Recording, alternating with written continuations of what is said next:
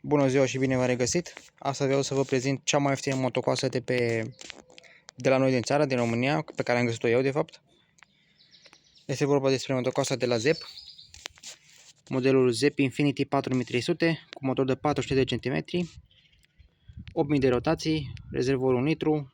Aici sunt toate specificațiile, greutate 8 kg. Eu când am cumpărat-o am achiziționat-o la prețul de 209 lei de pe Trendyol. A fost cea mai bună ofertă, cea mai bună pe care am găsit-o să pot lua o motocoasă. De asta am și luat-o, să vedem cum ține, cât ține. Desigur, aceasta este motocoasa.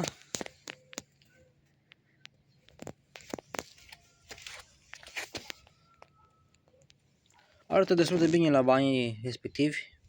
Mă așteptam să arate mult mai rău. Desigur, la acești 209 lei am mai primit și aceste accesorii. Este vorba de niște căști fonice. Aici avem un ham pe ambii umeri, nu doar pe un umăr, cum am văzut la altele de zrup pe umărul.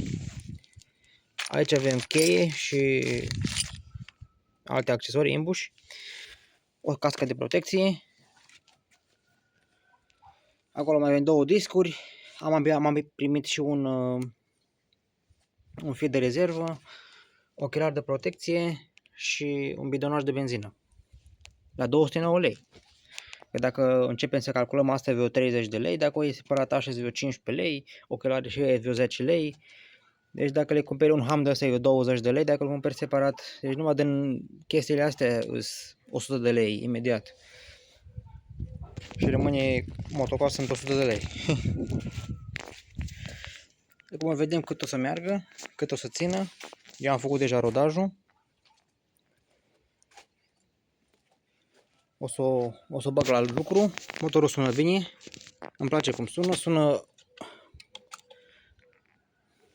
diferit față de cele de 52 de centimetri.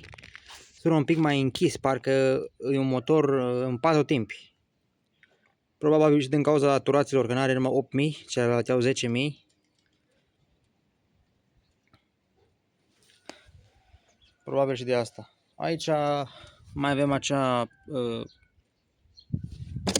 protecție de ăsta de jos și acest manșon care vine băgat aici, dar nu l-am putut băga și nici nu-l mai pun. Deci cam așa arată. După cum spun, finisajele așa cum arată toate.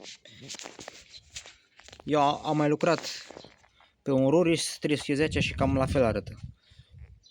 Deci la cum arată materialul în care e făcut așa la prima vedere. Deci să vede și aici. Desigur, dacă vrei să o cumperi de pe EMAG sau ăsta e prețul pe 300 și ceva de lei, e mult mai scumpă. Eu am prins-o foarte bine, la 209 lei. Deci nu bine, super bine. Și cu două discuri. Bona. O să vedem cum se comportă, o să mai fac videoclipuri cu ea și vedem. Nu mai bine repla nimeni.